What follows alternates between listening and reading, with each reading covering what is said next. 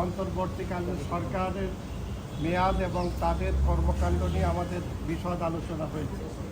আমরা দীর্ঘদিন ধরে গণফোরামের পক্ষ থেকে অন্তর্বর্তীকালীন সরকারের কাছে দাবি করে আসছিলাম যে গত আওয়ামী ফ্যাসিস্ট সরকারের বিরুদ্ধে একটি গণ অভ্যুত্থান হয়েছিল। গণ অভ্যুত্থানের পর সকলের ঐকমত্যের ভিত্তিতে প্রফেসর ডক্টর মোহাম্মদ ইউনূস অন্তর্বর্তীকালীন সরকার প্রধান হিসাবে দায়িত্ব নেয় এবং তার কাছে আমাদের দাবি ছিল যে আইন শৃঙ্খলা পুনরুদ্ধার করে নির্বাচন কমিশনকে পুনর্গঠনের মধ্য দিয়ে একটি অবাধ, সুষ্ঠু এবং নিরপেক্ষ নির্বাচনের তিনি দায়িত্ব নেবেন এবং নির্বাচিত সরকারের কাছে তিনি ক্ষমতা হস্তান্তর করবেন। উনি নিজেও প্রতিশ্রুতি দিয়েছেন যে আগামী ডিসেম্বর 2025-এর মধ্যেই তিনি নির্বাচন করবেন।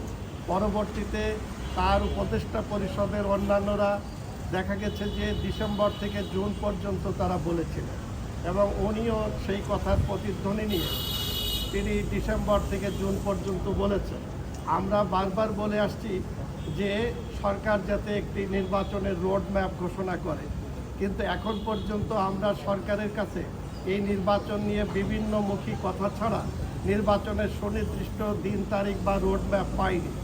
আজকে আমরা বিএনপি এবং গণফোরামের এই লিয়াজ কমিটির বৈঠকে একমত হয়েছে যে আমরা পূর্বেও যে কথাগুলো বলে আসছি যে সরকার একটি অবাধ, সুষ্ঠু, নিরপেক্ষ নির্বাচনের জন্যে তারা আগামী ডিসেম্বরের মধ্যেই এই নির্বাচনের রোডম্যাপ ঘোষণা করবে। সেই সাথে আপনারা জানেন যে সংস্কারের একটি ডিসেম্বরের মধ্যেই নির্বাচন করবেন।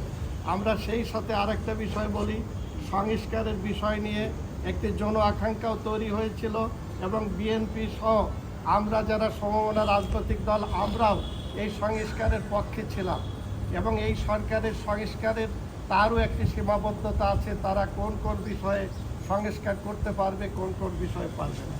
তারা 5টি কমিশন করে সেই কমিশনের প্রস্তাবগুলো আমাদের কাছে পাঠিয়েছিল। ইতিমধ্যে আমরা প্রত্যেকটি রাজনৈতিক দল সেই কমিশনের প্রস্তাবনার উপরে মতামত জমা দিয়েছি। এখন আমরা দাবি করব অনতিবিলম্বে কোন কোন দল কোন কোন বিষয়ে মতামত দিয়েছে এবং কতগুলো বিষয়ে ঐকমত্য পোষণ করেছে, কতগুলো বিষয়ে আমরা একমত নই। যেগুলোতে একমত হয়েছে সেগুলো জনসম্মুখে প্রকাশ করা হোক এবং অবাধ, সুষ্ঠু, নিরপেক্ষ নির্বাচনের জন্য আইন শৃঙ্খলা এবং নির্বাচন কমিশনকে শক্তিশালী করে আমরা নির্বাচনের দিকে যেতে চাই। এছাড়া সরকার এই সংস্কার প্রস্তাবের নামে বা সংস্কারের নামে যাতে নির্বাচনকে বিলম্বিত না করে এবং কোনো যাতে ষড়যন্ত্রের কোনো শিকার রাষ্ট্র না হয়, সেটাই হলো আজকে আমাদের এই আলোচনার সিদ্ধান্ত নিয়েছে এবং আমরা জনগণের কাছে এই মেসেজটাই দিতে চাই এবং অন্তর্বর্তীকালীন সরকারের প্রধানের কাছেও আমরা এই দাবিটি রাখতে চাই।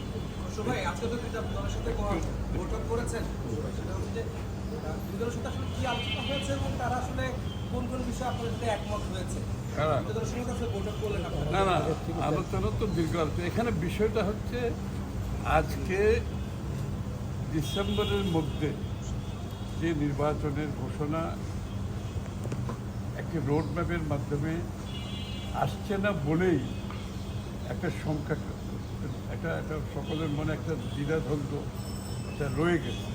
সুতরাং এটা তো পরিষ্কার করা দরকার এবং বলা হচ্ছে সংস্কারের করে তারপরে নির্বাচনের দিকে যাবে। তো বিষয়টা হচ্ছে সংস্কারের প্রস্তাব কিন্তু প্রত্যেকটি দল ইতিমধ্যে সরকারকে দিয়েছে। সরকার কোথায় ঐকমত হয়েছে এই জিনিসটা কেন জনসম্মুখে তুলে ধরছে না, এটা হচ্ছে প্রশ্ন সকলের। যেহেতু সবাই তাদের সংস্কার প্রস্তাব জমা দিয়েছে, তারা তো খুব সহজে যে বিষয়গুলোতে ঐকমত হয়েছে সেটা জনসম্মুখে তুলে ধরা দরকার। কারণ মানুষের মধ্যে একটু ধোঁয়াশা সৃষ্টি হচ্ছে, কেউ বলছে সংস্কার চায়, কেউ বলছে চায় না। এবং এই ধোঁয়াশা পরিষ্কার করার একমাত্র পথ হচ্ছে যেই সংস্কার প্রস্তাবগুলো রাজনৈতিক দলগুলো দিয়েছে সেই বিষয়ে কোথায় ঐকমত হয়ে গেছে ইতিমধ্যে, সেটা তো জাতির সামনে তুলে ধরলেই বিষয়টা পরিষ্কার হয়ে যায়।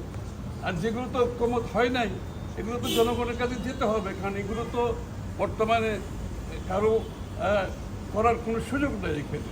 এটা জনগণের কাছে নিয়ে গিয়ে ম্যান্ডেট আনতে হবে। সুতরাং কেন ঐক্যমত কোথায় হয়েছে এই বিষয়টা জনসমক্ষে বলা হচ্ছে না, কেন ডিলে হচ্ছে? এই ডিলে হওয়ার তো কোনো কারণ নাই, অলরেডি দেওয়া আছে তো ওখানে। তো কোথায় কোথায় ঐক্যমত হয়েছে এটা তো সামনে তুলে ধরা খুব সহজ ব্যাপার। এটা তো 1 মাসও লাগার কথা না, তাই না? এটা যদি তুলে ধরে, ডক্টর ইউনূস সাহেব নিজেই বলেছেন, আমরা সবাই বলছি ঐক্যমতের ভিত্তিতে সংস্কার করা হবে। যদি তাই হয়ে থাকে, কোথায় ঐক্যমত হয়েছে এটা জনসমক্ষে তুলে ধরলেই তো হয়। তাইলে সংস্কার নিয়ে যে ধোঁয়াশা সৃষ্টি করা হচ্ছে সেটা থাকবে না, সেটা পরিষ্কার হয়ে যাবে। এবং নির্বাচনের দিনক্ষণ দিতে তাহলে অসুবিধা কোথায়? নির্বাচন কমিশন প্রস্তুত, তারা বারবার বলছে তারা প্রস্তুত, তাহলে কেন ডিসেম্বর পর্যন্ত কেন যেতে হবে? এটা হচ্ছে আমাদের প্রশ্ন। Thank you. জনভোগান্তি একটা ব্যাপারে